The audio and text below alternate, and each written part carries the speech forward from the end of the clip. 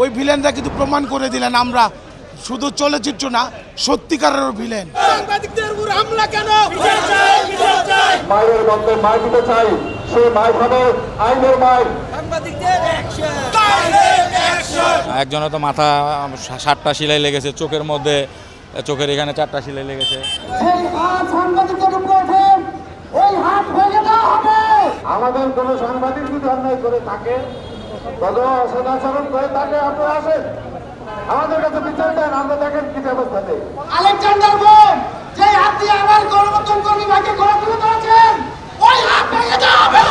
সব ধরনের অনুষ্ঠান আমরা বয়কট করব। আপনারা নির্বাচিত হওয়ার পরে আপনাদের যে ভিলেনাইজ অ্যাকশন, সেই অ্যাকশন প্রথমে শুরু হলো সাংবাদিকদের উপরে। আমরা এটা আশঙ্কা করেছিলাম যে ভিলেন নির্বাচিত হয়েছে কি জানি হয়, আমাদের এটা ভয় ছিল, কিন্তু সেটা বাস্তবে দেখলাম আপনারা প্রথম শুরু করলেন সাংবাদিকদের উপরে।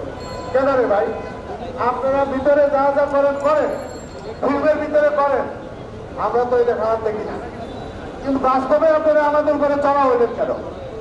আমাদের কোনো সাংবাদিক যদি অন্যায় করে থাকে, তবে অসদাচরণ করে থাকে, আপনারা আসেন আমাদের কাছে বিচার দেন, আমরা দেখেন কি ব্যবস্থা দেয়। আমার প্রতিশোধ নিশ্চয়ই গুন্ডাদের মতো হবে না, আমার প্রতিশোধ নিশ্চয়ই সন্ত্রাসীদের মতো হবে না। আমাদের প্রতিশোধ এগিয়ে হবে, যেটি হচ্ছে হলো আমরা মায়ের বন্ধে মায়ের দিতে চাই, সেই মায়ের হবে আইনের মায়ের। আমি আপনাদের কাছে আহ্বান জানাই, যারা হামলার শিকার হয়েছেন তারা যদি মামলা করতে চান, তাদের সকল প্রকার আইনি সহায়তা বাংলাদেশ বেতার সাংবাদিকদের পক্ষ থেকে দেওয়া হবে। বিচারের মুখোমুখি করতে হবে সন্ত্রাসীদের, গুন্ডাদের কোনো মাপ নেই। প্রতিবাদ করে সময়সীমা দিয়ে শোক জানিয়ে বিবৃতি দিয়ে এই সমস্যার সমাধান হবে না। বিচার হতে হবে। বিচার দেখতে চাই সন্ত্রাসীদের, বিচার দেখতে চাই গুন্ডাদের, সেই সাথে আমি আরেকটা দিন দেখতে চাই পুলিশ প্রশাসনের ভূমিকা।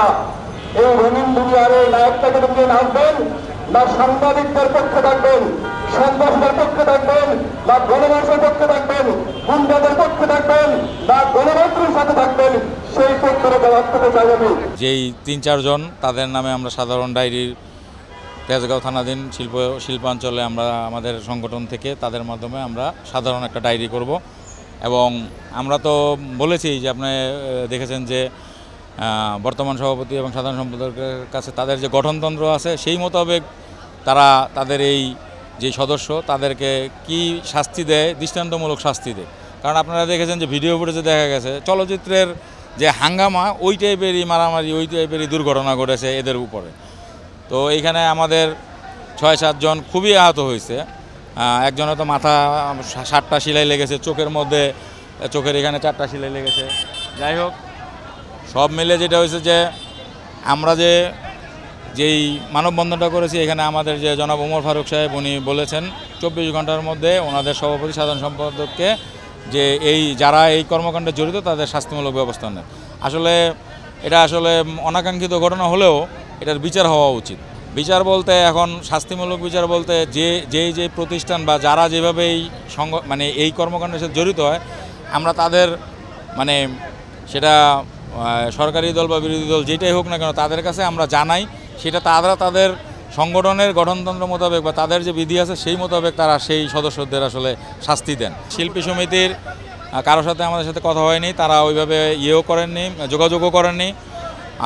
আমরা মানববন্ধন করেছি, হয়তোবা তারা শুনেছেন। এখন যদি তারা যোগাযোগ করেন এবং আমাদের যে সাধারণ সম্পাদক শহীদুল হক জীবন, আমি মোহাম্মদ ফারুক হোসেন তানভীর, অথবা বিএফইউজের ওমর ফারুক সভাপতি এবং সাধারণ সম্পাদক দীপ আজাদ, ওনাদের কারোর সাথে ওনারা যোগাযোগ করে একটা সমাধানে ওনারা আসতে পারেন।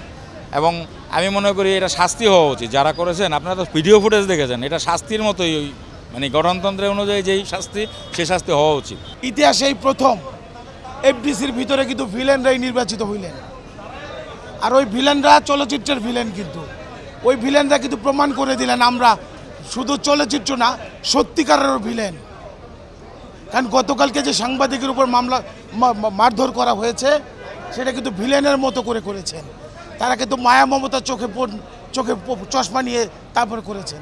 আপনি দেখেন মাথা ফাটাই দেওয়া হয়েছে, কখনো কিন্তু সাংবাদিকদের এরকম কাজ করা হয় না। হাত ভেঙে ফেলা হয়েছে, কখনো কিন্তু সাংবাদিকদের উপরে এগুলো কাজ করা হয় না। হয়তো সাংবাদিকের ক্যামেরার সামনে এসে দাঁড়িয়ে বলে ভাই ছবি তুলবেন না, এর চেয়ে বড় কিছু না।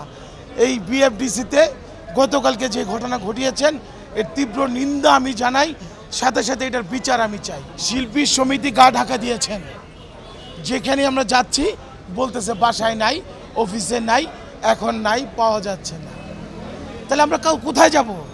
কিন্তু আমাদের কথাগুলো কিন্তু তারা সবাই শুনছেন, কারণ মিডিয়ার মাধ্যমে সবাই দেখতেছেন, এবং ওইটা তাদের পছন্দ মতো কয়েকজন ব্যক্তির সঙ্গে তারা গতকাল রাত্রে কিন্তু মিটিংও করেছেন। মাননীয় প্রধানমন্ত্রী আমাদের মা, তিনি একটি বার যদি জানতে পারেন সাংবাদিকের উপর নির্যাতন করা হয়েছেন, তিনি কাউকে ক্ষমা করবেন না। শিল্পী সমিতির কাছে আমাদের সিনিয়র সাংবাদিক সংগঠন বিএফইউজের সভাপতি এবং মহাসচিব, ডিআরইউর সভাপতি এবং সাধারণ সম্পাদক এবং তারা কিন্তু বলে গিয়েছেন আগামী 24 ঘন্টার মধ্যে যদি এই শিল্পী সমিতিকে যদি এই দোষীদের আইনের আওতায় না আনা সহযোগিতা করে পরবর্তী পদক্ষেপ নেবেন। আমরা সেই অপেক্ষায় আছি আন্দোলন।